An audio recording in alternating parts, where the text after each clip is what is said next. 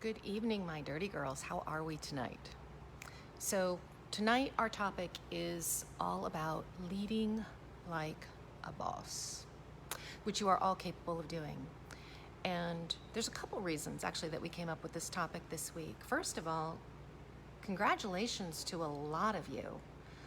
I've gotten multiple calls in just the last couple of weeks indicating that several of you have gotten new positions, either at new companies or gotten promoted at your existing company. And it's that, congratulations, that has led to the topic of tonight, which is how do we lead? How do we lead in a situation where we've been previously a peer?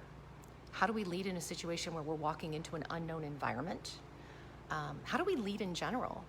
And for those of you who have worked with me, you know that I'm a big fan of this concept that you are a CEO. And as you know, I'm always setting up on the side here to make sure I can follow the video and follow your comments. But you are the CEO. You are the CEO of your life. You are the CEO of everything that you choose to do. So I don't want you to think about this concept of leading like a boss just from the standpoint of, well, I'm not in a manager role, or I'm not in a director role, or I don't have a team to manage. That's not what this is about, right? Leading like a boss is about making those decisions that you make every day that shape your life, that form what it is you want to do.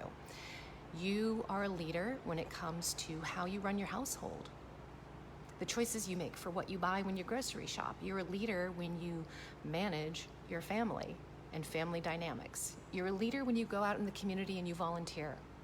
You're a leader when you're walking through the grocery store and you're just interacting with perfect strangers. Everywhere and every way we show up, we're leading. We're leading our lives, we're leading ourselves, and we're modeling for other people how we want to show up and what our lives look like.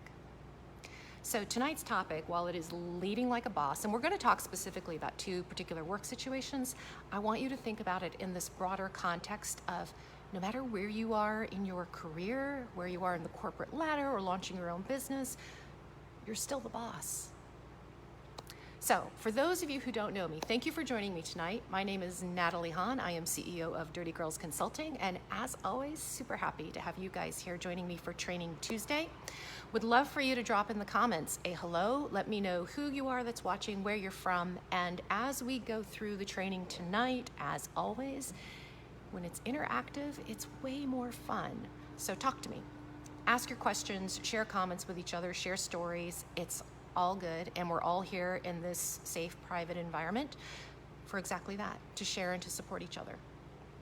So the comments show up in the chat. It's over here if I'm looking this way, so I'm not just avoiding you guys. I'm actually looking to see what the comments are, and sometimes they show up a few minutes late, so I will try to keep up as best I can. And it's Joyce. Hello from Ohio. Great to see you again. Glad you're here tonight.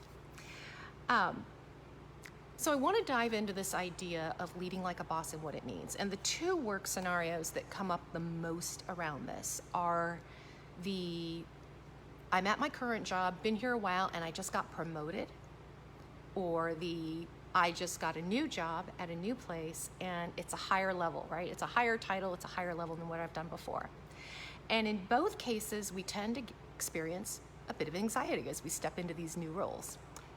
Hey, it's Sue and Rose. Excellent, ladies. Great to see you tonight. Thanks for joining me. So I want to talk through the different types of anxiety that we often experience when we're stepping into a new role and how that can actually hold us back from stepping up and stepping into your leadership skills. And then I want to talk about 3 simple things to keep in mind that are going to help you lead like a boss, no matter what area of your life you're in, no matter what role you're in, no matter what new realm you're stepping into. And again, don't take this as, these don't apply until I get my promotion, right? Or these don't apply until I get that new job. This applies tonight. This applies when you get off of Facebook and you go in the kitchen and decide what you're having for dinner. This applies when you go interact with the rest of your family, when you show up at work tomorrow. It applies when you go to the grocery store, okay? How we show up as leaders, it's how we show up everywhere. I had a coach that used to tell me constantly, how we show up anywhere is how we show up everywhere. It's just who we are. So as I said, continue to drop comments in the chat, say hello, say where you're from as I'm going along, ask your questions or make your comments, share your stories. That's why we're here. So both situations that I just outlined, right, where you're getting promoted inside a company or you are taking on a new job, I've done both. So 15 years ago, 20 years ago, the first time I got promoted into an executive role, I had already been at a management level inside that company. And so suddenly people that I had been peers with either were now reporting to me, or people who had been above me and I'd always been interacting with them like this were now my peers. And there's a whole set of somewhat uncomfortable questions that we come up with when we're suddenly put in that position, right? The first and foremost is, are these people going to listen to me? Right? So for however long you've been there, right? For years, these people have known me as this person in this role. Now I've been elevated. Are they going to listen to me? And that feeds into, especially in an environment where you've been promoted above peers, the question of, how do I act now? These people used to be my lunch buddies, and now I actually have to tell them what to do. And we used to always complain about what we would do, but I'm now no longer that person they can really complain to. I'm the one they're going to be complaining about. And that brings up more anxiety around, am I even good at this? What were they thinking about promoting me in this position? Am I ready for this? How do I treat my former bosses? How do I treat those people that I used to report up into or always have that step down from, and now I'm a peer? How do they treat me? How do I navigate that? Who's going to help me? One thing, and for those of you who work with me, you know I find this critically important. We all need mentors. We all need support. Who's my mentor now? Have you been out-promoted from your mentor or from your support system? Who's going to help me now? Who's now more invested in my success now that I'm in this new position? And the last question that comes up a lot, and it's a big one, and it's a really important one, is to consider, can I really do things differently? When we're in a work environment where we're pretty comfortable, we've been there for a while, we know the people, we know the dynamics, we fall into patterns just as much as the rest of our peers do. And suddenly, all these great ideas for how we were going to do things differently and shake things up, the question starts to come up. Can I actually do that? Can I actually change the pattern? So Rose says, yes. Are they still going to like me and trust me? Exactly. Exactly. Because now you've been put in a different position and they're looking at you differently. You're looking at you differently. And so there is a question around, what is this new dynamic in our relationship going to be? Now that's in a position where you're being promoted from within. When you're stepping into a new role and it's at a new company, slightly different set of questions. Similar, right? You still want to know, are they going to like me? Are they going to trust me? I need to establish my credibility here. How can I more quickly establish my credibility? And the good news is, coming into a new role clean, they're already assuming you know what you talk about and that you got the job because you know what you're doing. So that's one of the pluses. You don't have to earn that credibility quite so hard. And it's ironic, isn't it? The people who know you the longest are the ones who usually you have to work harder with to build the credibility that you can actually do more and step up.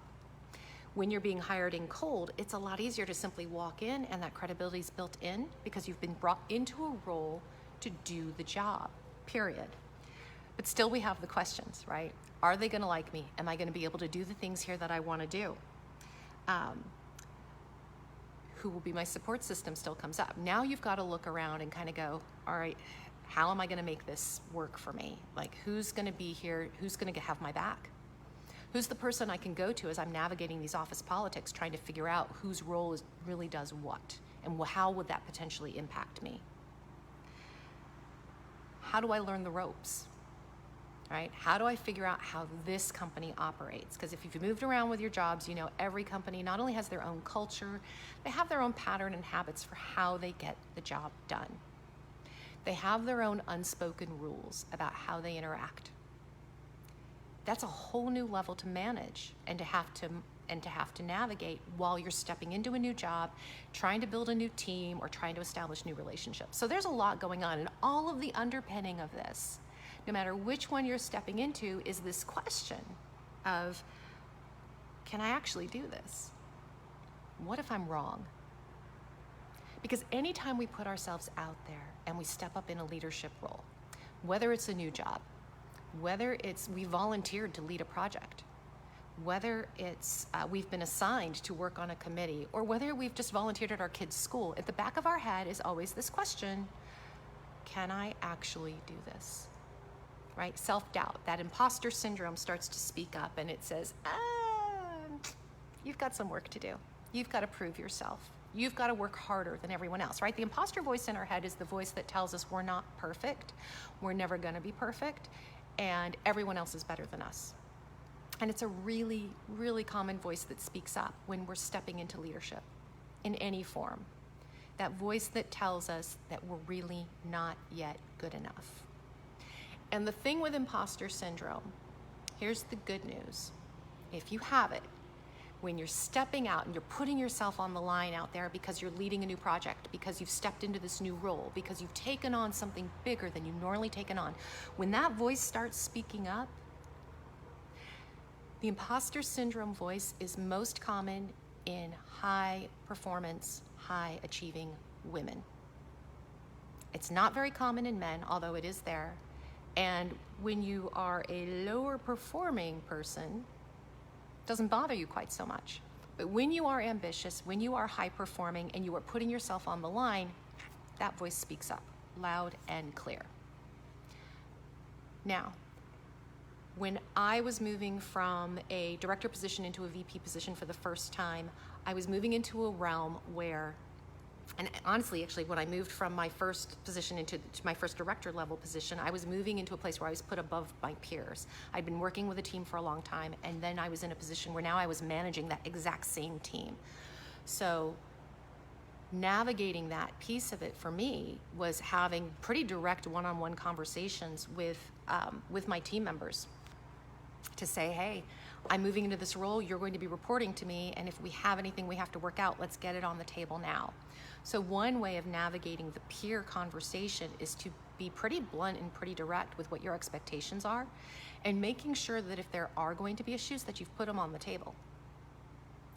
When I was stepping into a new role, one of the most critical factors for me was finding that mentor, finding that person who would help show me the ropes, who would help me understand how does this company work, and who could also serve in kind of a mentor position for me. And I was very fortunate that one of the most critical times that I stepped into a role that was a step above where I had been, so it was a significant step up for me. It was a whole new experience. It was a new industry. I moved 2,000 miles, something like that, right? I moved several states away for it. So everything around me was brand new. And within my first week, another senior woman in the company reached out to me and said, let's have lunch and let's talk. And she became not only a mentor, but my friend, and she was the co-founder of Dirty Girls. But my first week on that job, she reached out to me and said, we should have a conversation because there aren't a lot of executive women at this company, and we all need to know what's going on, right? We all need to kind of band together. So Joyce, why do I have the urge to wave at the screen when you say, I don't know, Joyce, but if you want to wave at me, that's totally fine. I'll wave. So let's talk about, we've talked about kind of the questions that come up, right? The questions that come up when you're moving into these new positions, and they tend to be laden with a lot of self-doubt. And self-doubt is really not what we need.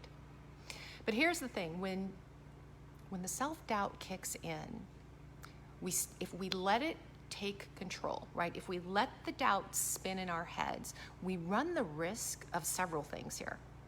So the first risk we run is what I call the crab bucket risk. So the crab bucket risk is where we fall into those old patterns. And we can do this just as well at a new job as we can at an existing one. So while it's easier to slide into old patterns when we have the same old coworkers and the same old peers and the same old culture, so like I said, asking ourselves that question, can I really make the change I want to make here, is critical, because you start to realize you have to make different choices and do things differently if you're going to make change. Even in a new environment that you walk into, it can be very easy to break back into old patterns because we're comfortable with those patterns. We just have to identify, are those old patterns actually going to help us move forward the way that we want to move forward? So we fall into the crab bucket risk. The crab bucket risk is Think about the imagery here, right? You have all these crabs in a bucket, and there's always one crab. If you've looked at a crab bucket, there's always one crab that's trying to climb its way up the side and hook a claw over the edge, right? It's trying to get its way out. That's you. It's you kind of peering over the edge going, there's something different out there. There's something more out there that I want to see. When a crab is trying to escape the crab bucket, what happens? What do the other crabs do? The other crabs start grabbing at the crab and pulling him back down into the bucket. This is what happens when we're surrounded by old people, old patterns, right? Is we fall into those old behaviors that have worked in these older relationships or in this older environment, and we're all comfortable with it. It's not getting us where we want to go. It's not helping us advance, but it's familiar and we know it. So we do it. It's easy. It's a path of least resistance. As long as we're in the crab bucket, we're not making progress and we're not making change. So I want you, as you step into any new role, whether it's how you make breakfast tomorrow or it's because you just took on a new executive position, I want you to walk in and look around and think, who around me is part of the crab bucket? Who's trying to hold me back into the place I've been in because it's comfortable for them, but it's not really where I want to go. Another risk we fall into is the people pleaser, especially when we're taking on a new role, and so there's new people that we're trying to interact with and that we're trying to gain their approval, right? As Rose said earlier, we want them to pull them back down. That's exactly what happens, Rose, in the crab bucket, is the crabs, they pull them back down, exactly. When we're stepping into a new role and we're concerned, I want my team to like me, I want these people that I'm now the boss of to still respect me, we fall into people-pleasing patterns, right? Instead of stepping up and making decisions, sometimes making the hard decisions about who does what role, or who stays on the team or who doesn't, we make the decisions instead that will help us be better liked, that will help us maintain some level of even keel so that everybody's happy. And if everybody's happy and I'm liked, then I'm gonna be a good leader. Maybe. You might be liked, you're not being a leader, right? Because what happens when we're in people-pleasing mode? We're not making progress on anything that we actually want to make progress on. If you think about the goals that you have for your career, the goals that you have for the business, I guarantee you there are some tough decisions in there. People pleasing, not related to it. Now, connected to this is a third risk. That third risk, and there's a whole other training on people pleasing, and there's a whole other training on this one, which is addiction to criticism and praise. When our behavior patterns fall into this addiction for getting either criticism or praise, we're falling into a similar category as people pleasing, which means we are making decisions not based on what's best for our career or what's best for the business or the project or the school committee or breakfast. We are making decisions based on our ability to receive praise for what we've done, or our ability to get criticism, some sort of feedback. Some of us thrive off of criticism. And Rose says, people pleasing can also lead to a lack of respect from others. Absolutely, when they recognize it for what it is. Because now as a leader, think about what leadership means. Leadership means we are showing a way. We're taking a position. We're holding true to our values, to our thoughts and our beliefs, and we are lighting that path. As long as we are in people-pleasing mode, as long as we are addicted to criticism and praise, what we're doing is we're actually paying attention to the light other people are shining. How are they leading? And we're followers. We're not leading at all. And we're certainly not getting our own agenda accomplished at that point. Fourth risk, lack of mentorship.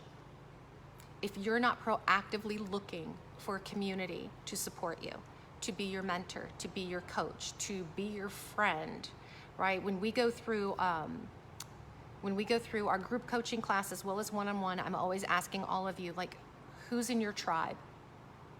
Who's in your tribe? Because they play different roles. Everybody needs to have cheerleaders in their tribe, and our cheerleaders are honestly, a lot of times, our family, our friends, right? The people who wish us well. And they may wish us well, but they may have very little to do with actually supporting us. In our tribe, we still need our allies. We still need people who are going to help us get where we want to go. We still need our mentors, people who can shine the light because they've been down that path before. You still need coaches, people who will give you feedback, who will give you ideas, who do not have a vested interest in your outcome. The key is to find people who support you, who, no matter what decision you make, they're in it for your best outcome, not because they have another agenda behind it. You absolutely need a tribe. So another risk is you lose mentorship. When you fall into people-pleasing mode, when you fall into criticism and praise addiction, you lose out on the mentorship that you could be getting. And the fifth risk is what I call the self-confidence risk, because here's what happens. When we don't tap into our knowledge, our intuition, and our experience, and that's what you have to bring to the table. You bring knowledge, experience, and intuition into every situation you walk into.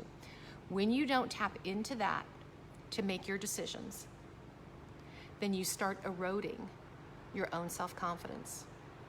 You start ignoring the fact that you have a well of resilience. And that resilience helps you get through any bump. It helps you get through any doubt and any fear. Because most of the time, not all the time, but most of the time in business, when we're making a decision, making a choice, and taking a stand, we're doing so because we're trying to achieve an end for the business, an end for the company, an end for the team, right? There's an end goal in mind. Most of the time, nobody's gonna get hurt and nobody's gonna die. So truly, take a stand, right? You need to have the self-confidence to be able to step up into that decision and say, no matter how this pans out, we're gonna work through this, but this is what I believe is best. The more we start following other people's leads, the more that we give into this idea that we need praise, that we need to get other people's feedback, that we need to hide and get other people to support us before we take that step forward, the more we deny our own ideas, right? The more we deny our own ability to lead. We erode our own self-confidence when we fall into these patterns. So what do we do? What do you do? So the three keys I wanted you to walk away with tonight are, if you've been working with me, for those of you who are new, welcome to this. You're going to hear this a lot. For those of you who've been here many times before, this is going to be familiar, so keep it in mind because it solves a lot of problems. First and foremost, if you're going to step into leadership, you're really going to lead like a boss. And I don't care if you're leading like a boss because you're telling your kids to clean their room, or because you're asking your neighbors to pull together for a community event, or because you've truly stepped into a new director or VP role at work. Doesn't matter. First thing you need to do is identify what your goal is. First thing you need to do is be really clear about what you want as a leader. What is it that you want to achieve? Today, I'm going to achieve the best French toast you have ever had. That's my breakfast goal as a leader, right? Today, my goal as a leader of this community group is to raise as much money as we possibly can. Or it's to organize this team so that as they are handing out the free bottles of water at the race, right? It's all organized and every runner gets a bottle of water. Or it's at my job, I need to increase revenue by 17%. Get very clear on what your goal is that you're striving for as a leader. Where do you want to make your mark? Maybe your goal is bigger than that. Maybe your goal is this job is great, and in this job, I'm achieving X, Y, and Z because in 3 years, I want that other job. But here's why you need to be focused on your goal. You need to document it so that you remember what it is, because it helps you stay focused. The minute we start losing sight of what our goals are for ourselves is when we start sliding into those patterns of being people pleasers. Is when we start, instead of acting on what we want to do, reacting to criticism and praise. So get very clear on what it is you actually want to achieve so that you can focus on your goal. The other reason why you want to document this, so write it down, stick it on a whiteboard, stick it on a Post-it note, I don't care what it is, but put it somewhere where you can see it. You want to stay focused on your goal so that you're focused on your career and your career path overall, and not just on your job. When we get really good at the day-to-day of our job, what happens? We stay stuck in our job because we're really good at it. And we're not pushing ourselves and looking beyond the day-to-day of our job to get us further in our career. So know what your career goal is and have that first and foremost in front of you. So that's one, right? First step, know your goals. Second step, Know what kind of leader you want to be. There's all kinds of leaders. There's 16 million personality tests for the different kind of leader you want to be. There's two things I want you to focus on. First is your values. As a leader, what kind of values do you bring to the table? Because this is going to dictate how you show up as a leader. Understanding your own values, what's important to you as a leader, is going to dictate how your team behaves, who you hire, how they interact. Maybe as a leader, what's important to you is organization and efficiency. So you're going to be focused on putting in processes and systems that create organization and efficiency. You might be a leader who's more into innovation. So your ideas are going to be a lot more around, how do I push the envelope? What do I need to do to build my team or to move this company forward where I'm pushing the envelope? That's an important value to me. How do I work that into my position as a leader? Maybe you're just somebody who likes to have fun. How do you incorporate fun as a leader? What does that mean? So I want you to think about your key values, not more than 3 or 5 that are important for you to show up as a leader. And those go right up with the Post-it note that tells you what your goal is, because your values are going to tell you how you get to that goal. It's going to keep you in alignment with yourself so that you're leading from your strengths. Now, in addition to your values, think about your leadership style. Some leaders are focused on their team and people and creating a community or creating a network. They're really good at the people skills. That's one style of leadership. So you're going to use your innovation or your fun or your organizational skills to connect that team together. And you're going to drive through projects and initiatives with your people. Other leaders are more focused on the outcome, on a goal. I have this goal to achieve, I have to get to the goal. And they look then at the people and the processes as the tools they need to get to that goal. One style isn't better than the other. It's a different way of looking at how do you use your resources and how do you use your own time in order to manage to your goal. You've got a career goal, now you need to look at what are the things you need to achieve to get there, what's the most efficient way to work that process. So some people are people-oriented, some people are more goal-oriented, some people are more vision-oriented. There has to be a broader swath happening in the universe that they're going after. So think about your style, your leadership style. Are you focused on people or are you focused on outcomes? And then what are the values you bring to the table? So that's 2. That's all about you. Third one is the hardest one. And the third one solves a ton of challenges. How do you lead like a boss? How do you show up and lead like a boss? Well, if you know what you're going after, that's the first step. If you know what your values are and how you want to lead, that's the second step. But third and most important is you've got to know your boundaries. When you are truly the CEO of your life, of every area of your life, you know exactly where your boundaries are. You know what areas you're willing to be flexible around, and you know which areas are a hard stop. This is the one area where we are the most resistant. We are the most resistant to making change because this is not a go with the flow. This is not a people-pleasing action. This is not reacting to criticism or praise. This is you truly leading. When you establish your boundaries. So what are the boundaries that you need to be thinking about? You need to be thinking about the boundaries of your time. What's appropriate time? So there's work time, there's family time, there's play time, and with this wonderful thing we had called COVID, all of that blended together, right? We talked a lot about that this past year, how your dining room was also your office, was also the homework table, how all elements of your life were blending together. Well, guess what? Time management is critical. So when are you willing to answer phone calls and emails, and when are you not? What are you going to do with your energy? What are your boundaries around energy? So Jackie says, hire, fire, and promote accordingly. Yes. So when we're making decisions on being a leader, those are the toughest ones you'll find. The more you get to know people, the more you hear their stories, the more reluctant you are to make the hard decisions. This is also a boundary, Jackie, is understanding what you're allowing in your team and in your work environment, and therefore what you're allowing to impact your broader career goals versus what you're not.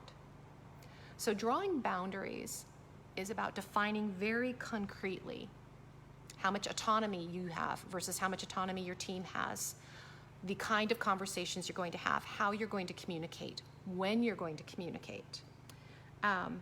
Deadlines. How strict are you going to be about hitting deadlines or meeting deadlines or promising these things? Personal sharing. What kind of conversations are actually going to be happening at work, especially with people that you used to have lunch with every day and now they report to you, right? New boundaries have to be drawn and have to be held for this to be effective. And this is the hardest step of all three, right? Super easy to sit there and say, oh yeah, here's my goal. I know exactly where I want to go with my career and I know exactly what I'm doing. And here are my values, right? Organization, efficiency, and fun. Those are important to me. I'm going to incorporate that in everything that I do. But now I have to actually draw the boundary that says, I'm not taking calls before 8 a.m. I'm not responding to messages after 6 p.m. or 8 p.m. Whatever your boundaries are, you decide. I coach so many of you who tell me, oh, I can't do that. My boss demands, my job demands that I'm always on call, that I always respond. Or if I don't respond, they're going to think I'm not a team player. I have a zillion trainings on all of these areas, guys. You know that. And it's also not true. It's the lie that we tell ourselves that keeps us busy. And when we're busy and connected, we feel like we're being productive. And we're not. We're just spinning our wheels and wasting our energy. So if it is your mission to actually own your time, own your career, and lead like a boss, lead like a boss, whether it's your personal life or your professional life, you have to own your boundaries. Whole other set of training on boundaries, happy to share with you guys. So do me a favor, if you want any of the other trainings sent to you, just drop it in the chat. We have the training on criticism and praise. We have training on, what was the other one I said? People pleasing. Lots of training on boundaries. Happy to share all of those with you. Just let me know which ones you want. Drop it in the chat and I will send those your way.